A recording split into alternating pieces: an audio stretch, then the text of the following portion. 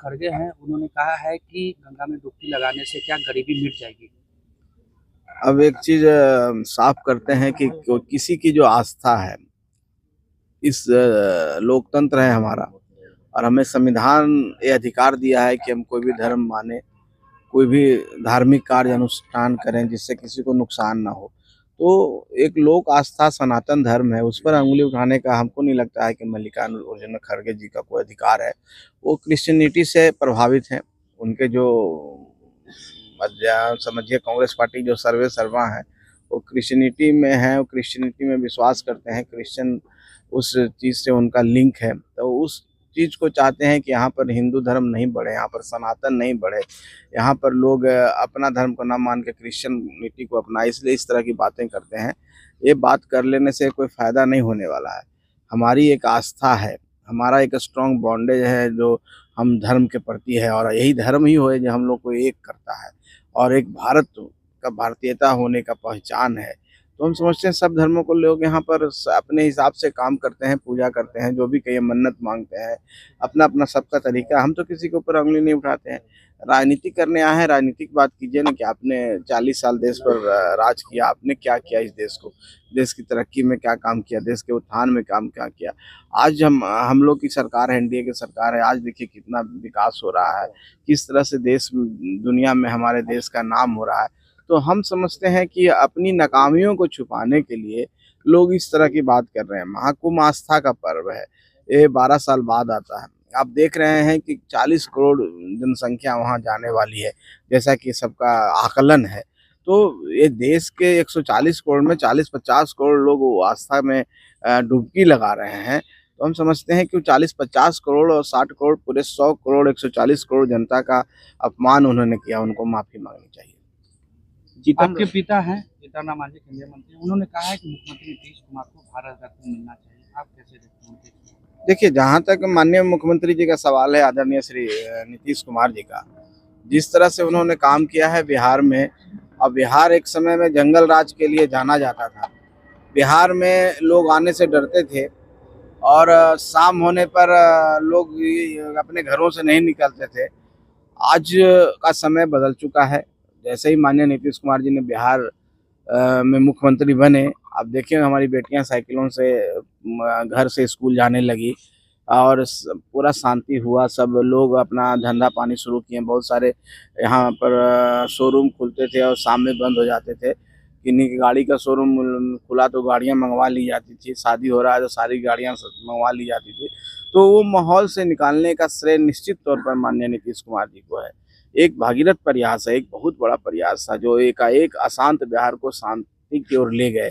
उसके बाद infrastructure development, आप देख रहे हैं कि पहले बिजली नहीं आती थी, हम लोग छतों पर इंतजार करते थे, बिजली आती थी तो पूरे मोहल्ले में एक बार हल्ला होता था और सब लोग नीचे जाते थे सोने के लिए। अब उसी बात नहीं है। तो रोड आप देखें, बिजली के क्षेत्र में देखें, किसी भी इंफ्रास्ट्रक्चर के क्षेत्र में देखें, रोजगार की बात करें, नौकरी की बात करें, अब उद्योग धंधे भी बिहार में आने लगे हैं। तो सब मिला करके हम सुशासन का राज है, कानून का राज है, और शांति है और तरक्की है। तो इतना इस स्टेट को, जो बीमारू स्टेट में गिनती था, उसको हम आगे ले जाने का काम कर रहे हैं। आने वाला 5 साल में हम समझते हैं डेवलप स्टेट के श्रेणी में हम आ जाएंगे। तो जो ये प्रयास है निश्चित तौर पर बड़ा प्रयास है, और इसमें हम समझते हैं, हम भी मानते हैं व्यक्तिगत तौर पर कि उनको भारत रत्न मिलना चाहिए। विधानसभा का चुनाव सब नजदीक है और ऐसे में हिंदुस्तानी अवाम मोर्चा कितनी सीटों पर अपनी तैयारी? देखिए, फिर वही बात है, हम तैयारी हिंदुस्तानी अवाम मोर्चा सेकुलर पार्टी के तौर पर करते हैं।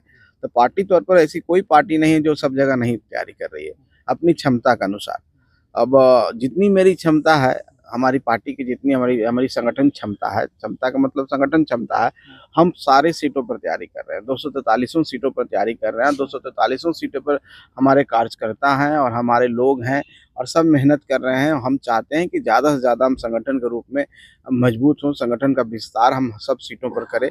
बाकी आपका जो इशारा जिस ओर है, वो अभी समय नहीं आया। जब समय आएगा, बातचीत होगी, बैठ के जब सारी बातें होंगी, तो निश्चित तौर पर आपको भी खबर करेंगे कि हम कितनी सीटों पर। आपके पिता लगातार 20 से 40 सीटों की डिमांड ज्यादा ध्यान कितनी सीटों पर रहेगा सर? जितनी सीटिंग सीटें हैं फिलहाल उस पर, या फिर उससे ज्यादा? अब देखिए, आप लोग का तो इस तरह का जो सवाल है, अब इसको हम, आप इसको किस वे में लेते हैं, चाहे हम इसको किस वे में ग्रहण करें, आपकी बातों से तो कुछ अलग ही बात झलकती है, हम उसको अभी मीडिया में नहीं बोलेंगे, लेकिन इस तरह की बातें नहीं करें, अच्छा रहेगा। हम लोग सब समझते हैं, राजनीति में हैं, हम इतना ही कह देते हैं कि किसी गठबंधन में हैं तो विश्वास के साथ हैं, किसी गठबंधन में हैं तो विचारधारा के साथ हैं, और जब विचारधारा एक हो, जब जनता का सेवा करने आए हैं, तो कुछ लोग चक्कर में रहते हैं कि हमको कहाँ से फायदा हो जाए।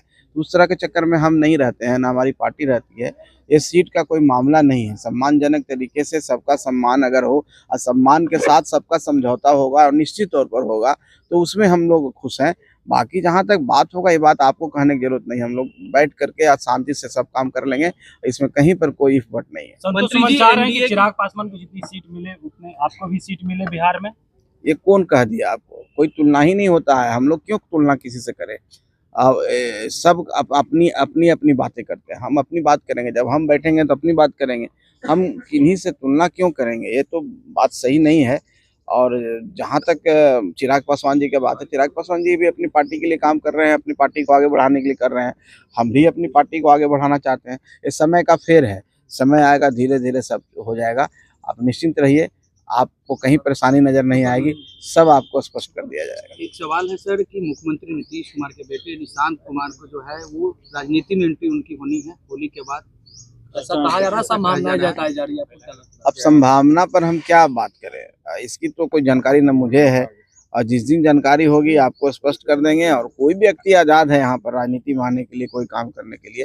तो माननीय नीतीश कुमार जी के जो बेटे हैं वो भी इसी समाज के हिस्सा हैं, अगर उनको इच्छा करता है कि हम कोई समाज सेवा करना है तो कोई रोक नहीं सकता है, उनके पिताजी भी नहीं रोक सकते हैं, तो उनके अपनी इच्छा पर डिपेंड करता है। जहाँ तक मैंने वीडियो देखा है और कहीं क्लिप देखा है, तो अध्यात्म की ओर जुड़े हुए हैं, उन्होंने तो साफ मना किया है। पता नहीं आप लोग किस आधार पर कयास लगा रहे हैं, आपके कयास पर मैं कोई टिप्पणी नहीं करना चाहता हूँ, मुझे कोई जानकारी नहीं है। मंत्री जी, सवाल है कि एनडीए एक तरफ तैयारी कर रही है, झारखंड में भैया सम्मान योजना के तहत एक बार फिर से हेमंत सोरेन वापस आ गए थे।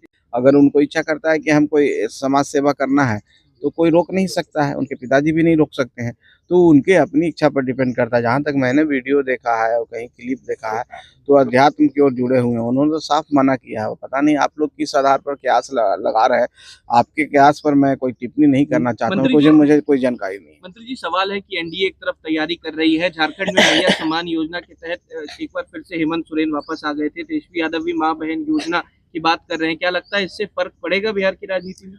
अब देखिए, जिसके पास कुछ देने को ना हो वो कहता है कि हम दानवीर हैं, वही बात हो गया। तेजस्वी यादव जी ने घोषणा कर दिया, देंगे कहाँ से, हैं क्या चीज वो मुख्यमंत्री हैं क्या?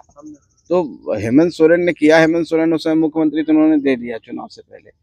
तो तेजस्वी यादव जी इस तरह के, हम भी अगर कुछ नहीं है और आज हम कह देते हैं कि हम सब सीटों पर चुनाव लड़ेंगे, और हम चुनाव लड़ेंगे तो एक एक लोगों को घर बैठा के पैसे देंगे, खाना खिलाएंगे, किन्हीं को कोई काम करने की जरूरत नहीं है। आप पत्रकार बंधु जितने हैं सबको हम 50-50 हज़ार रुपये महीने देंगे, तो कह देंगे आप लोग सब वोट दे दीजिए हमको, हम चुनाव अकेले लड़ने के लिए तैयार हैं।